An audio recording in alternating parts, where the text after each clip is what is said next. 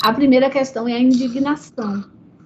A gente precisa realmente se indignar de como o planeta precisa repensar os seus processos. Eu sou, assim, uma pessoa muito otimista. E eu acho até que para entrar nessa área, você realmente precisa ter a lente do otimismo.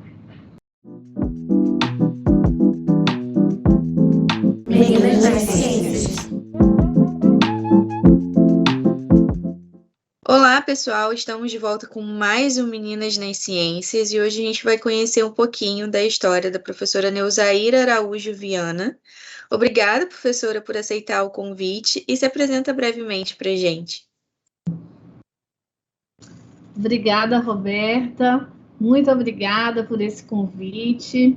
Estou muito feliz de estar aqui hoje para conversar, contar um pouco da minha história, dos desafios e falar da importância, né, das meninas na ciência. Então, eu sou Neuzaíra Viana, sou pesquisadora em saúde pública da Fiocruz, Bahia. Sou formada em farmácia e bioquímica, minha graduação. Fiz mestrado em medicina e saúde aqui na Faculdade de Medicina da Bahia e fiz meu doutorado em ciências na Faculdade de Medicina da USP. Então, eu trabalho desde 2006 com poluição do ar em Salvador, desenvolvendo projetos intersetoriais, unindo diversos setores para buscar indicadores sobre qualidade do ar, riscos à saúde, também aspectos ligados às mudanças climáticas. Então, é nessa linha que eu venho atuando desde 2006. Então, professora, agora a gente vai entender um pouquinho de como você chegou a essas escolhas do seu caminho, da sua formação, e queria começar pela sua graduação, que foi em farmácia, pelo UFBA, e como foi que você decidiu aí fazer o curso de farmácia e quais foram os desafios durante esse período da graduação que você lembra para contar para a gente? Rebeca, antes de falar sobre, né, essa minha inspiração aí nessa área, a minha atuação também profissional, eu sou fiscal de controle sanitário aqui da Prefeitura de Salvador e trabalho também em cooperação técnica com a Secretaria de Sustentabilidade. Então, onde eu desenvolvo projetos, né, relacionados à qualidade do ar aqui na cidade e represento Salvador na Rede Internacional de Qualidade do Ar do C40. Então, eu tenho aí esses dois vínculos como cientista e também, né, dentro da própria ação do município de Salvador. Como foi que eu escolhi essa área? Eu, ainda naquela fase de decidir, né, o que você vai estudar, qual é a profissão que você vai seguir, eu sempre tive muito interesse na área ligada a produtos medicinais, né? Então, assim, eu tinha interesse em fitoterapia e naquela época eu já queria entender como que atuava, né, os princípios ativos das plantas medicinais, e aí eu fui buscar um curso que tivesse mais afinidade nessa área. Em princípio, a gente pensa em medicina, mas depois eu fui investigar que a profissão farmacêutica me daria um conhecimento muito maior nessa área de fitoterápicos, de conhecer um pouco mais desses mecanismos. Então, aí eu escolhi o curso de farmácia. Mas aí foi um longo caminho, né, para chegar onde eu atuo hoje, em uma área tão específica, né, ligada à questão toxicológica, à questão ambiental. Então, é isso. A escolha da minha profissão, né, foi baseada nessa vontade de entender um pouco mais sobre os fitoterápicos e a ação terapêutica mesmo, baseada na natureza. E nesse caminho você realizou 3 especializações, uma em Bioquímica, Administração e Qualidade Hospitalar pela UFBA e Poluição do Ar e Saúde Humana pela USP. Que importância teve para você realizar essas especializações? Alguma delas foi decisiva para você escolher aí a área agora de toxicologia e meio ambiente?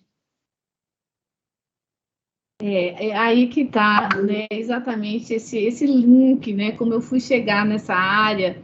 Durante o curso de farmácia, como eu falei, eu tinha esse interesse específico nessa área, mas eu passei o curso inteiro estudando diversas coisas, né, estudando toda essa parte de saúde, de química, da própria botânica, mas eu não chegava exatamente onde eu queria, que era entender um pouco mais esses mecanismos que eu estava interessada na área farmacológica.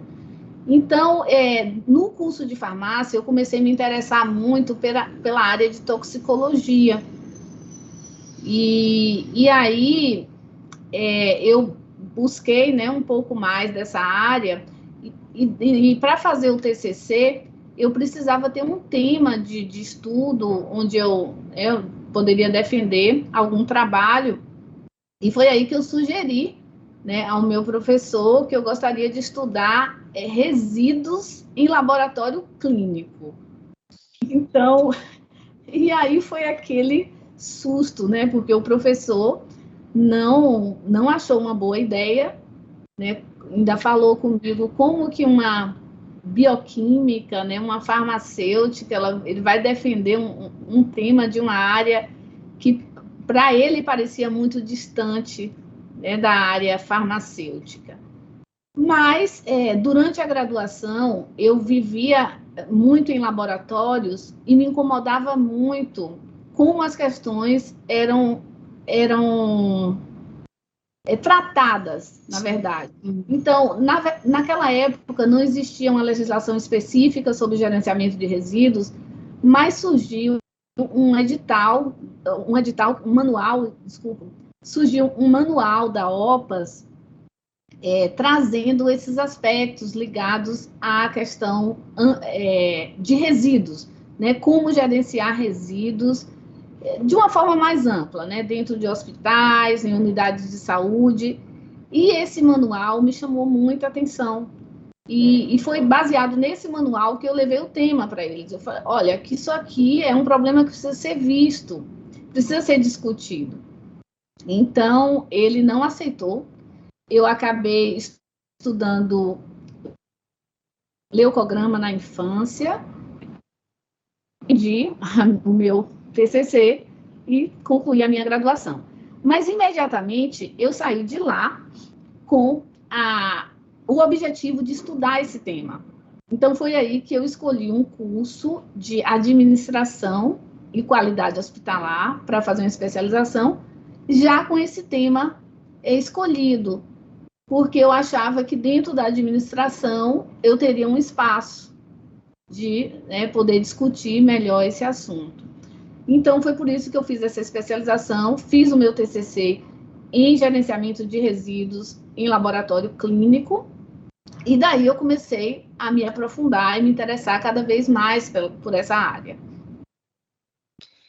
Então, no seu mestrado, você realizou ele na UFBA em Medicina e Saúde, o seu doutorado em Ciências pela USP. Conta um pouco para a gente sobre esses 2 períodos da sua formação acadêmica, como foi aí mergulhar ainda mais para esse mundo acadêmico, que às vezes é tão decisivo para a gente escolher realmente qual é o campo que a gente vai atuar. É isso, Roberta. Como eu já estava envolvido nessa área de toxicologia, isso foi no ano 2000. Né? Então, eu comecei, nessa época, já como especialista, a dar aulas em faculdades. Né? Então, eu entrei como professora substituta na UFBA, claro, ensinava matérias ligadas à minha formação básica, né? Fui professora de histologia, de farmacologia, também fui professora de medicina social na Faculdade de Medicina da Bahia, mas nesse período eu fui também chamada para esse concurso da prefeitura como fiscal sanitário. Então, lá eu comecei a atuar em vigilância sanitária. E vigilância sanitária é dentro da área específica de vigilância ambiental, né? Não era especificamente na vigilância sanitária, era na vigilância ambiental. E na vigilância ambiental, existem alguns programas instituídos pelo Ministério da Saúde. Esses programas, eles têm a função, né, de fazer vigilância de determinados riscos em relação à saúde de populações expostas. Então, nesse período, eu comecei a atuar no programa Vigiar. Eu coordenei esse programa durante muito tempo, e esse programa, ele trata basicamente da vigilância de populações que são expostas à contaminação atmosférica. Mas como desenvolver esse programa se a gente não tinha dados sobre qualidade do ar nos municípios, principalmente aqui em Salvador? A gente não tinha nenhum dado que mostrasse qual o nível de contaminação atmosférica que as pessoas viviam aqui na cidade. Embora a gente soubesse que existia várias fontes, né, já que aqui é uma grande cidade, onde tem mais de 1 milhão de carros, de veículos circulando, né, existem várias fontes, nós estamos próximos a um polo petroquímico. Então, como fazendo parte desse programa, eu também fiquei conhecendo a instrução normativa para a gente trabalhar nessa área. E a instrução normativa, ela falava que era uma das nossas funções articular pesquisas nessa área, articular setores que pudessem desenvolver as pesquisas. Então, foi aí que eu busquei a universidade para fazer essas parcerias, né, para investigar a poluição do ar em Salvador. Lembrando que eu também, durante a minha graduação, eu fiz iniciação científica, eu pulei um pouco essa parte, né? Então, a minha ligação com a ciência, com a investigação, ela foi durante, né, toda a minha formação. Então, eu não conseguia, né, dizem que para a gente, a identificação de riscos, quem trabalha com riscos, a primeira questão é a indignação. A gente precisa realmente se indignar com as coisas. Sim, a partir dessa indignação é que vem o impulso para a pesquisa, que vem o impulso para entender um pouco mais esses processos. Então, dentro da vigilância, eu fui buscar fazer pesquisas, né? Buscar articulação com o setor de pesquisa. Então, obviamente, para isso, eu precisava estar disposta a me submeter a um mestrado, né, a uma qualificação que eu pudesse atuar nesse campo, já que era um campo específico de pesquisa. Investigar a poluição do ar nunca foi um trabalho fácil para ser feito pelo próprio setor, né, que cuida dessas questões. Essa é uma atividade que deve ser feita alinhada com o setor de pesquisa. Então, eu desenvolvi um projeto onde nós buscamos identificar a poluição do ar em Salvador utilizando plantas. Então, nós utilizamos biomonitores e submetemos esse projeto à pós-graduação de Medicina e Saúde aqui na Faculdade de Medicina da Bahia. Então, já começamos esse projeto com apoio de diversas instituições. Na época, tive o apoio da Fiocruz Bahia. Foi um projeto que foi apoiado pela Universidade Federal do Rio de Janeiro, pela Universidade de São Paulo. Então, como nós não tínhamos nenhuma outra forma de medir a poluição do ar em Salvador, e sem dados de qualidade do ar a gente não poderia fazer vigilância, então a ideia foi usar essa ferramenta de biomonitoramento, né, utilizando plantas. Então, foi aí que eu iniciei essa pesquisa e iniciei meu mestrado, fui aprovada, né, fiz a minha dissertação e, para nossa surpresa, esse trabalho trouxe essas evidências científicas. Foi um trabalho que teve grande impacto na área acadêmica, né? A nossa publicação, ela tem aí mais de 50 citações desse artigo, e teve também uma grande influência dentro da tomada de decisão em Salvador, relacionada a esses aspectos de vigilância em qualidade do ar. Então, para a gente foi um trabalho que foi muito importante, porque facilitou esse diálogo entre a ciência e a tomada de decisão. Então, nesse trabalho, nós fizemos uma análise de metais no ar de Salvador. Então, nós avaliamos aqui 7 pontos, né, 7 áreas aqui na cidade, e foi um trabalho que identificou a presença de metais no ar que se respira na cidade. Então, foi muito interessante esse trabalho. E é interessante também que é justamente isso, né? De você juntar a ciência e a academia para uma questão pública e social, que você impactou diretamente ali na sua cidade, em Salvador, mostrando que, olha, temos um problema aqui, como é que vamos resolver, né? Então... Exatamente, Roberta. Então, quando você traz esse dado científico, né, e mostra que existe ali um indicador que precisa ser cuidado, né, e que comove a sociedade também, porque era um trabalho que a gente trazia desde a etapa onde a gente colocava as plantas, onde a gente, né, começou a fazer as análises, resultados preliminares, tudo isso foi comunicado à população em tempo real. Né? A cada etapa desse trabalho, a comunidade era convocada para participar também e avaliar um pouco o nosso trabalho. Então, foi um trabalho que interagiu muito também com a comunidade.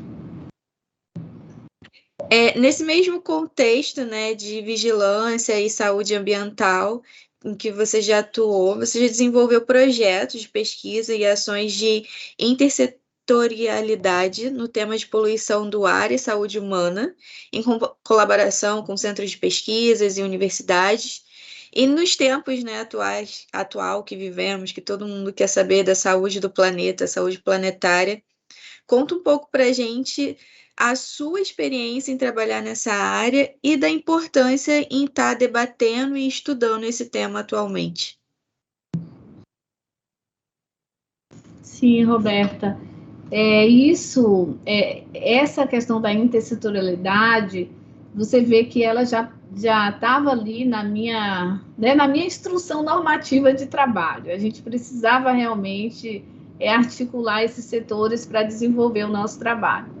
Então, como eu falei, iniciei a pesquisa com o biomonitoramento, mas ela, obviamente, ela teve uma sequência que precisava ser desenvolvida para que os estudos eles fossem ampliados para a questão de impactos à saúde, né? Como que a gente podia avaliar melhor essas questões. Então, daí nós começamos a trabalhar mesmo formar esse núcleo de pesquisa, né, que a gente, na época, foi denominado, inclusive, NICA, que era o Núcleo Intersetorial de Qualidade do Ar, e nessa época, a gente já estava, inclusive, próximo aí à Copa do Mundo de 2014, e havia uma necessidade, né, desde a época da Copa das Confederações, onde a cidade já se preparava para receber a Copa do Mundo, que as cidades elas apresentassem projetos e que esses projetos pudessem preparar as cidades sedes para receber os jogos. Uma das premissas da FIFA era que as cidades tivessem boa qualidade do ar, ou que as cidades tivessem alguma forma de mensurar a qualidade do ar, né? Mesmo porque os atletas eles precisam, né, de um ar puro e de condições boas para que eles tenham melhor desempenho. Então, em outras Copas no mundo inteiro, já havia, né, iniciativas, inclusive quando se detectava que as cidades tinham uma poluição elevada, havia uma necessidade de fazer um plano de monitoramento para que aquela poluição ela fosse controlada até a data dos jogos. tem vários estudos hoje mostrando, inclusive, a questão dos Jogos Olímpicos, né, onde na China, por exemplo, passou vários anos fazendo esse monitoramento até chegar a data dos jogos, e durante os jogos, várias medidas de restrição, elas precisavam ser adotadas na cidade, onde tinha que diminuir o fluxo de veículo, tinha que diminuir a emissão pelas fábricas, tinha um determinado raio onde essa poluição ela precisava ser controlada, né? Em Atlanta também. Então, nós aproveitamos essa ocasião em Salvador para afirmar mais esses compromissos de responsabilidade de todos os setores, onde a pesquisa precisaria estar ali para trazer os indicadores, mas o governo precisava também ter a sua atitude, né, de controle para essa situação. Então, nós, com os dados que nós já tínhamos, e nessa ocasião eu já estava, inclusive, fazendo o doutorado também lá na Faculdade de Medicina da USP, desenvolvendo outras técnicas em análise de riscos, aumentando a discussão sobre esse tema.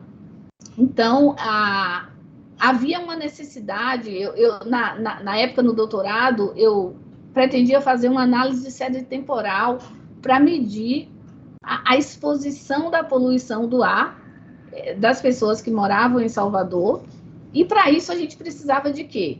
Para fazer uma análise temporal, a gente precisa de dados de poluição diário e precisa dos dados de saúde em relação à mortalidade, em relação à morbidade por doenças respiratórias e cardiovasculares. Mas a gente não tinha dado diário de poluição. O dado que eu tinha de biomonitoramento, ele era um retrato de uma determinada situação onde a gente colocava esses monitores durante 45 dias na cidade. Mas para fazer um estudo de análise de série temporal, a gente precisava de dados diários.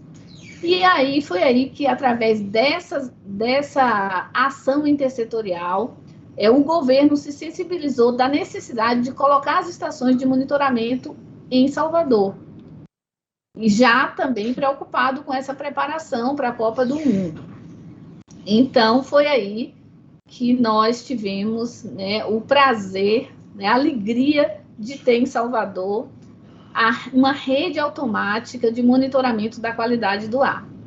E imagina a minha felicidade, né? A cidade passava a ser, né, uma das poucas cidades no Brasil a ter monitoramento do ar, e a gente teria dados para a pesquisa, onde a gente poderia ali acompanhar esses dados diários de poluição do ar.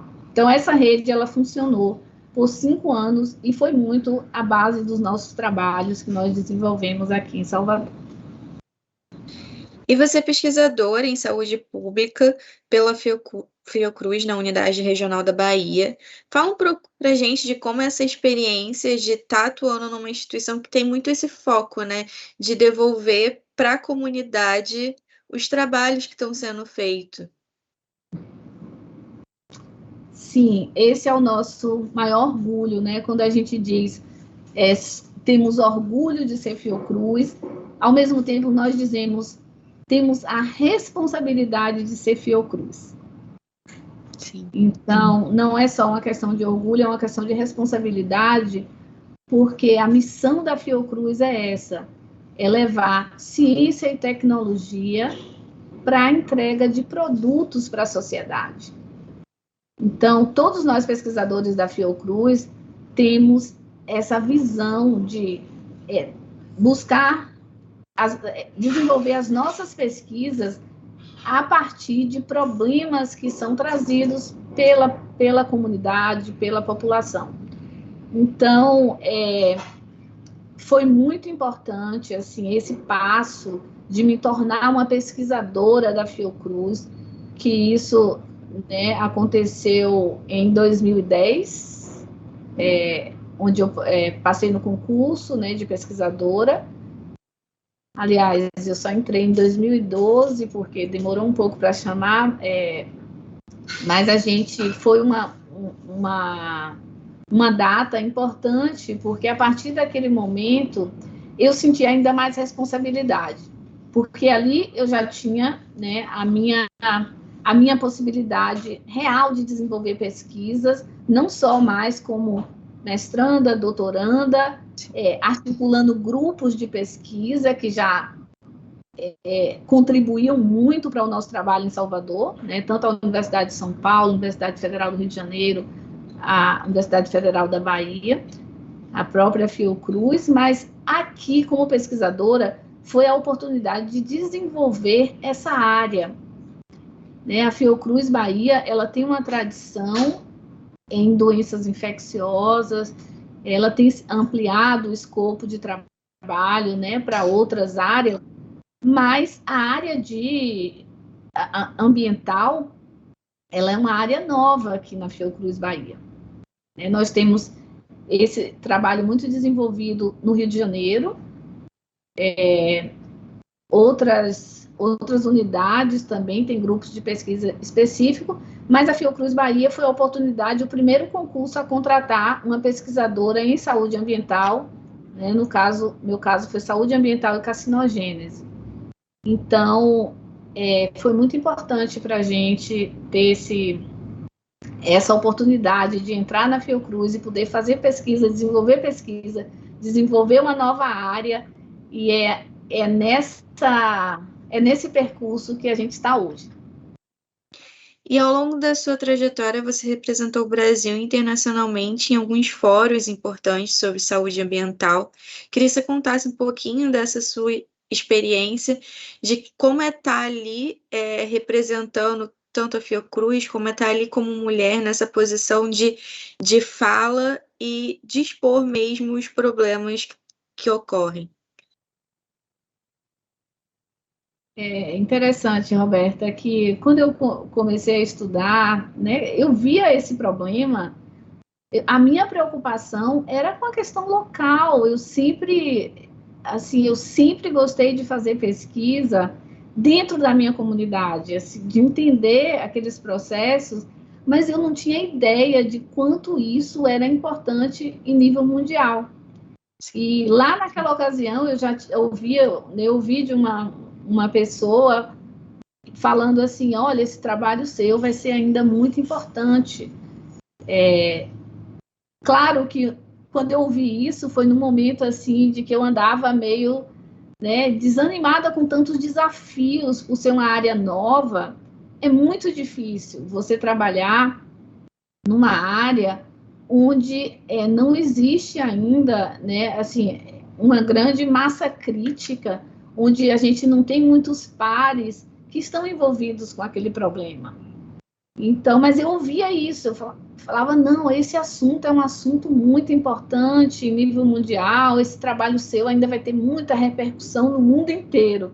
Eu falava, nossa, impossível, né? Eu estou aqui em Salvador, já é tão difícil que ele tenha algum resultado aqui, já é tão desafiador, imagine ter um resultado disso no mundo.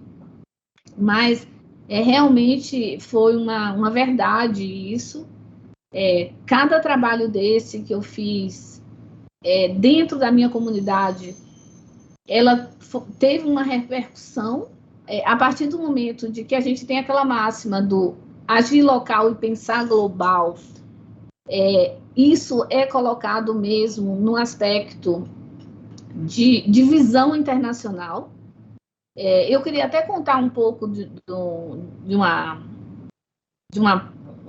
parte, né, dessa história toda, que enquanto a gente estava investigando na poluição do ar em Salvador, na época eu era ainda estudante, acho que mestrado, doutorado, eu fazia uma colaboração voluntária num trabalho que era vinculado às GAO Stations, que é as estações globais de observação climática, tá? Então, esse era um trabalho que, aqui no Brasil, ele era liderado por Luciana Gatti, uma grande pesquisadora lá do IPEM, e essas estações globais, elas têm no mundo inteiro, né, são 21 estações que fazem monitoramento para as questões climáticas. são estações vinculadas à WMO, a Organização Meteorológica Mundial, e eles coletam o ar de diversas partes do mundo para ver como cada continente está influenciando, por exemplo, na contribuição dos gases de efeito estufa. E nessa ocasião, a gente fazia uma observação através da Gao Station do Brasil, que ficava aqui em Arembepe. Olha só, na América Latina eram 2 estações apenas. Uma aqui em Arembepe, né, no litoral norte da Bahia, e outra no Ushuaia. São 21 estações no mundo inteiro. E o meu trabalho era um trabalho de fazer coleta semanal do ar, onde a gente fazia, né, uma coleta num cilindro, né, tinha um equipamento próprio, a gente tinha um cilindro, e eu enviava esse cilindro semanalmente, um cilindro desse para o IPEM em São Paulo e outro para o NOAA nos Estados Unidos. E nessa época, eu já comecei a fazer um link, que esse trabalho era realmente de interesse global. Eu já estava automaticamente fazendo parte de uma rede internacional, né, onde esse dado nosso aqui, como o ar chegava no nosso continente, ele interessava ao globo inteiro.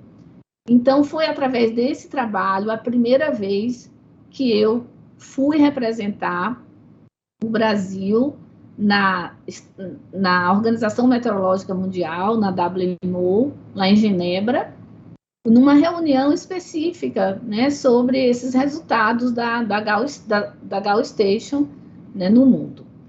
Então, ali foi o primeiro momento que eu senti que realmente esse era um tema que tinha aí uma referência global, internacional, muito, muito importante. Então, nessa sequência, eu participo também da Rede Internacional de Qualidade do Ar, que é representando Salvador, do C40.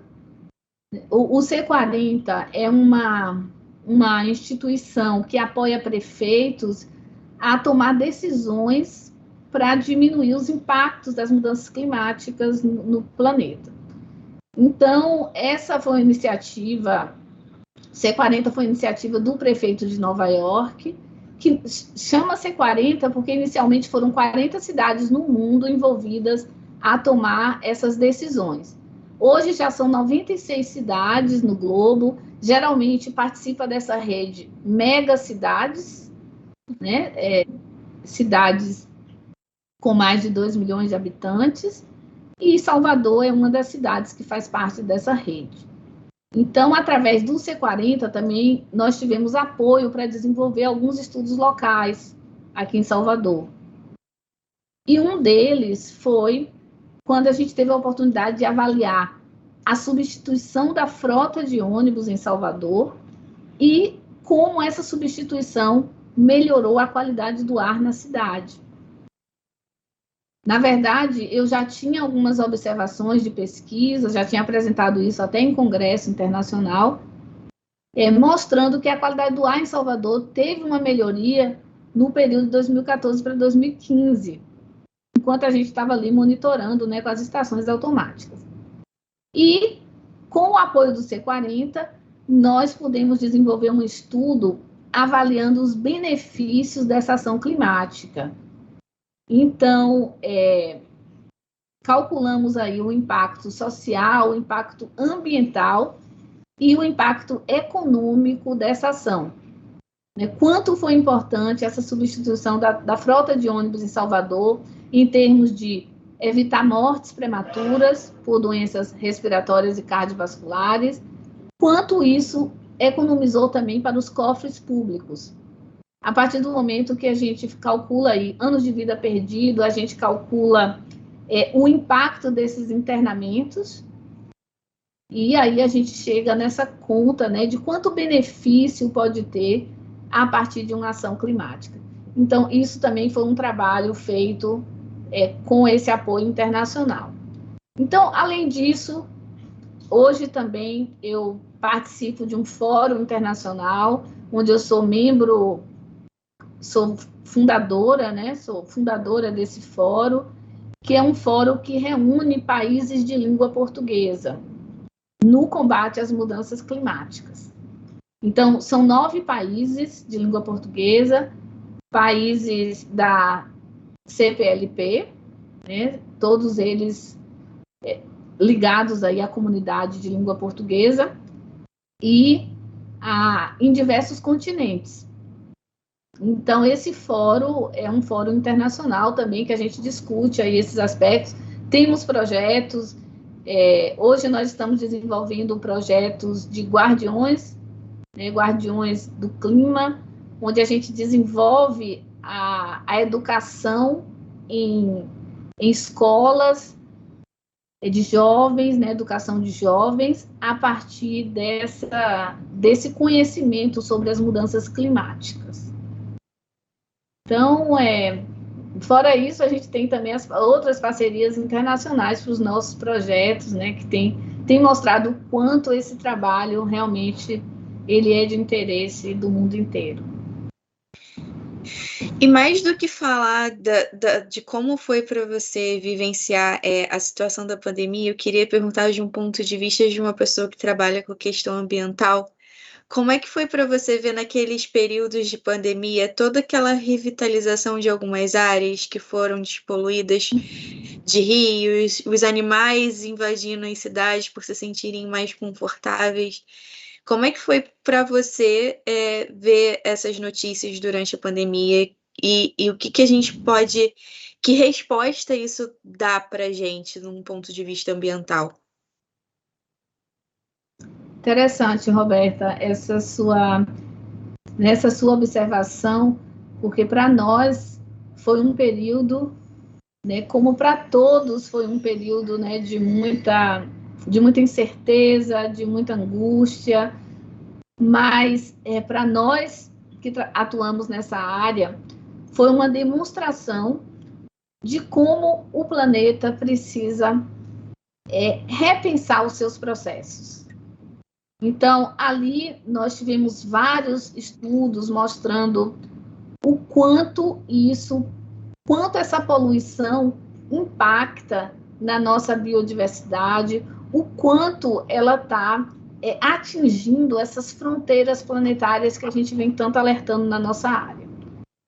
Então, quando nós hoje estamos avaliando dentro da lente da saúde planetária essa questão do antropoceno, né, como que o homem está influenciando a vida no planeta, a gente está analisando esse paradoxo, que na verdade é um paradoxo do desenvolvimento, que nos traz, obviamente, toda essa tecnologia, ela também é benéfica, porque ela traz para a gente melhor qualidade de vida, ela traz, né, todo o avanço que, inclusive, para a própria pandemia, né, a descoberta das vacinas, né, de toda essa união da ciência em prol de desenvolver as formas de gerenciar essa pandemia. Então, tudo isso são processos que envolvem tecnologia, que envolvem, né,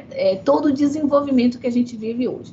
Então, quando a gente fala desse paradoxo, a gente fala que a gente hoje tem uma melhor qualidade de vida, aumentou a expectativa de vida, saímos de 43 anos para 72, a mortalidade infantil foi diminuída, a pobreza extrema também foi diminuída, mas a pandemia mostrou para a gente que nós estamos extrapolando essa utilização dos recursos naturais do planeta.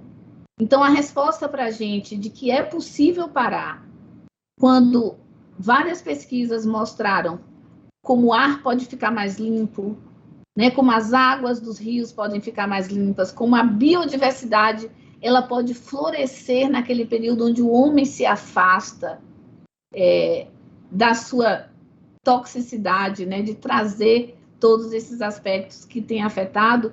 Então, isso foi uma prova clara para a gente de que a tomada de decisão ela é importante e que todos precisam estar envolvidos nesse processo.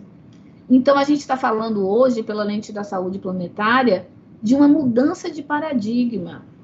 É uma mudança de paradigma no estilo de vida, é uma mudança de paradigma onde todos precisam ser parte disso. E todos precisam acreditar que é possível a gente reduzir. Dentro desses exemplos que a gente vem trabalhando para a questão econômica, obviamente, né, a gente vive dentro de um modelo de desenvolvimento econômico que é baseado no PIB, onde a gente só pensa em crescer, crescer.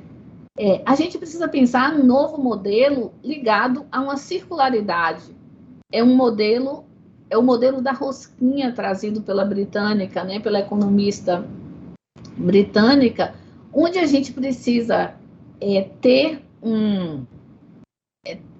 critérios para não extrapolar as fronteiras planetárias, sabendo que a gente tem aí um teto ecológico, onde a gente tem mudanças climáticas ameaçando a vida, perda de biodiversidade, uso e fertilização de solo de forma inadequada, a mudança no uso do solo trazendo a desertificação e a influencia no ciclo de águas.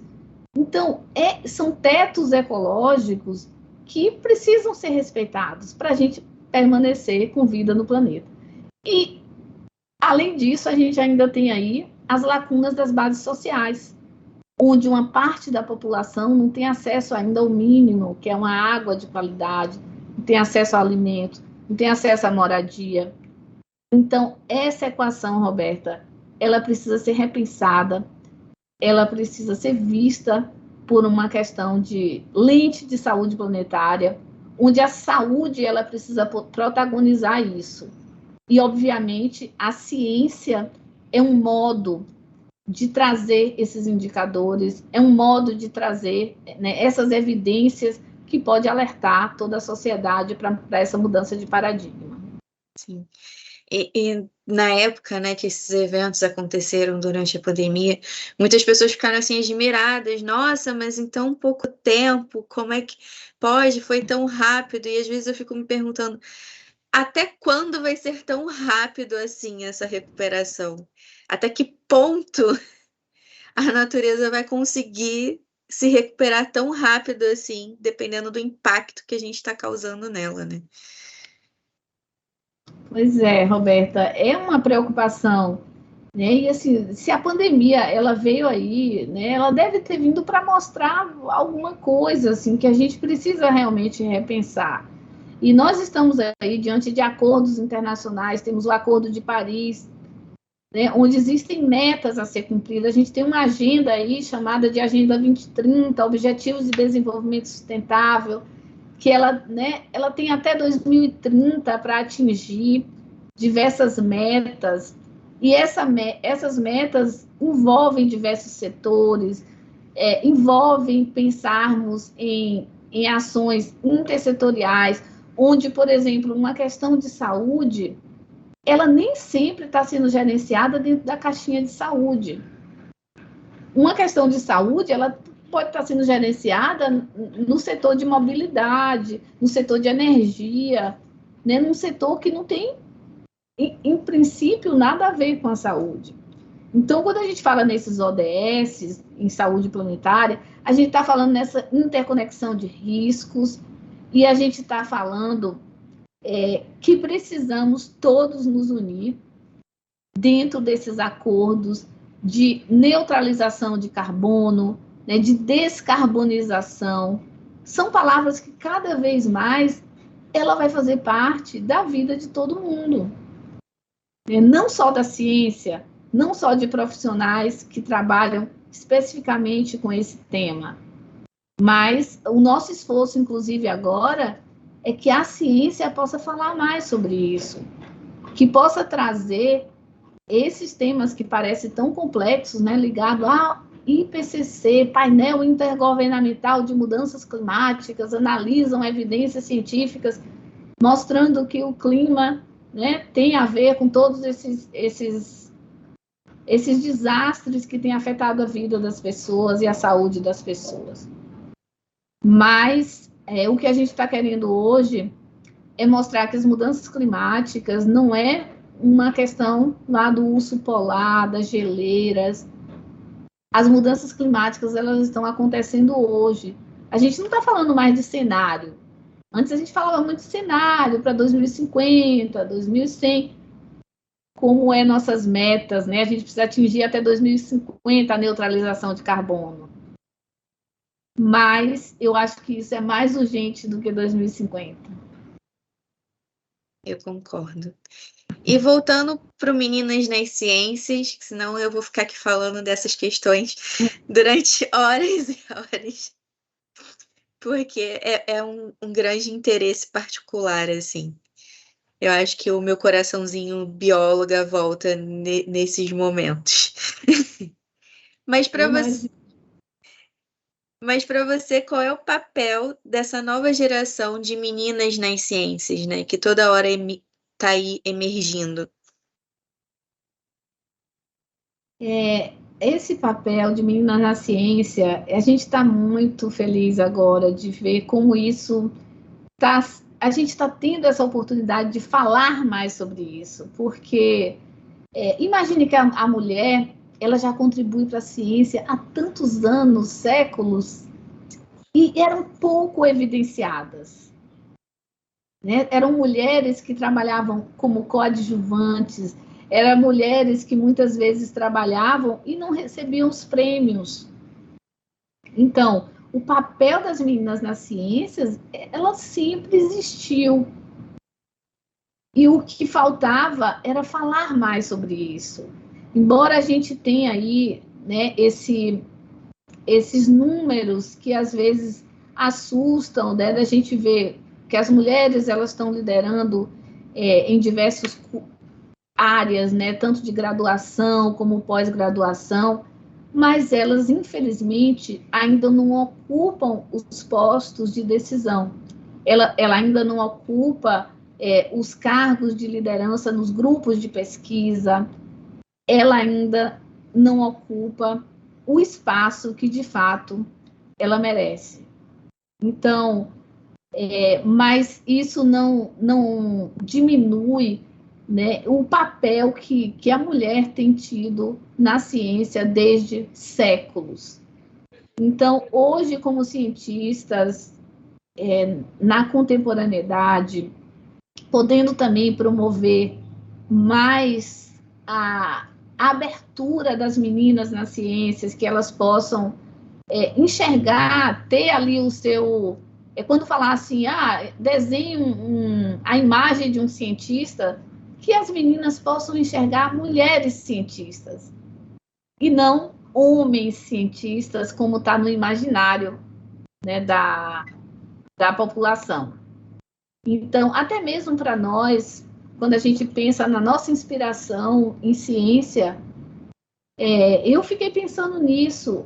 A gente tem, né, a gente conhece tantas mulheres brilhantes na ciência, mas parece que quando a gente começa a colocar próximo dos nossos, né, influenciadores de ciência nas nossas áreas, a gente enxerga homens. E isso, né, a gente fala, como pode isso? Como pode isso, né? A gente, com tantas mulheres importantes na ciência, ainda está com esse espaço pequeno de voz. Então, é muito importante esse projeto Meninas na Ciência, é muito importante essa iniciativa desse podcast, trazer histórias de mulheres cientistas, mostrando os desafios. É importante que a gente possa falar para jovens cientistas que é um caminho aberto e que elas precisam investir nisso, porque nós, mulheres, podemos contribuir muito para a ciência. E falando dessas mulheres, né? Quem foram as mulheres que te inspiraram? Olha, essas mulheres, a gente, né, às vezes pensa, na história a gente tem aí, né, muitas mulheres. Eu, inclusive, quando eu fui, uma certa ocasião, eu estive num museu em Londres e eu tinha lá 100 mulheres cientistas, uns cards de cartões postais, né? 100 mulheres cientistas que foram mais influentes no mundo. E aquilo logo me chamou a atenção. Eu falei, olha que bacana. Eu mesma não sabia que tinha tanta mulher cientista que tinha influenciado tanto no mundo. Imaginar que, por exemplo, né, o computador, o primeiro protótipo para essa ideia de computador, ela veio de uma mulher, né? E tantas outras pesquisas que a mulher foi pioneira. Mas, assim, voltando cá para o meu universo, eu tenho aqui no Brasil uma grande cientista, que é a doutora Sandra Reikon, da Fiocruz, aqui do Rio, que foi uma pessoa que me inspirou muito pela sua trajetória, pelo seu trabalho e pelos desafios que enfrentou.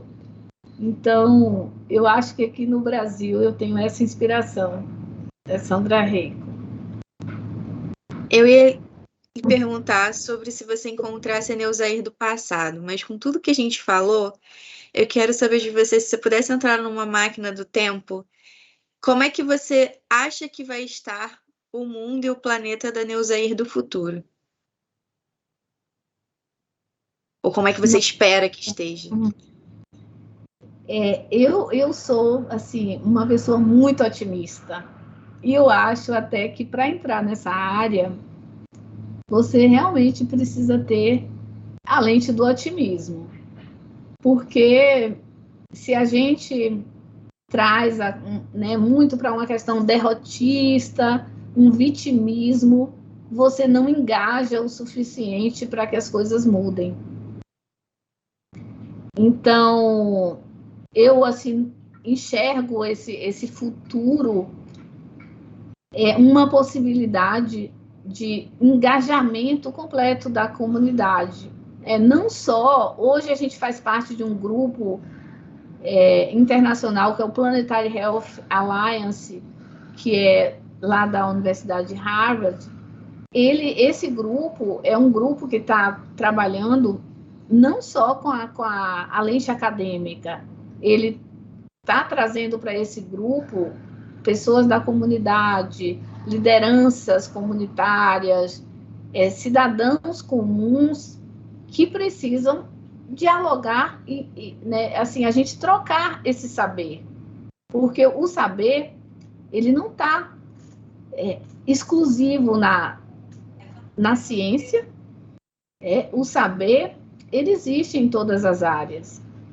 O que a ciência faz é colocar isso num método que traz as evidências, porque esse método ele é revisado por pares, esse método tem uma credibilidade, mas a gente tem que entender que o saber ele é universal e, né, existem muitas formas de você trocar esses saberes.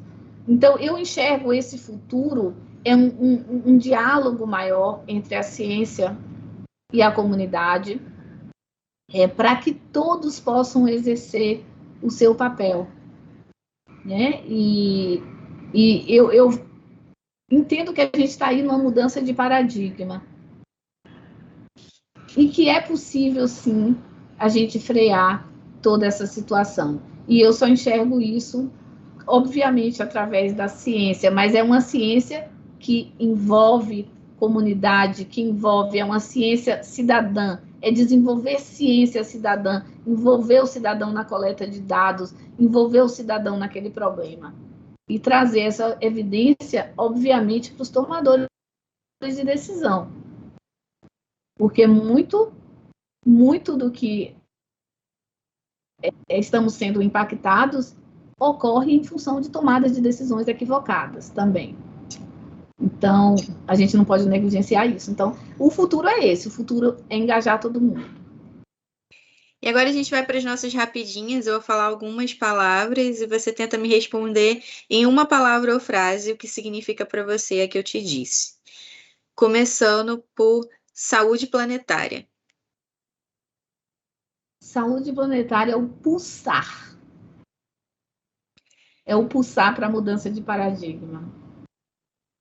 farmácia? Farmácia é uma base infinita de conhecimentos. Conscientização ambiental. É a necessidade para o engajamento público. Meninas nas ciências.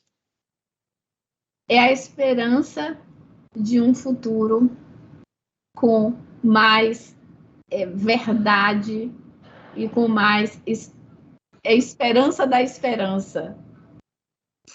E para terminar, eu queria que você deixasse aí uma mensagem de incentivo para as próximas meninas nas ciências seguirem seus caminhos nas ciências ou em qualquer outra área que elas desejem estar.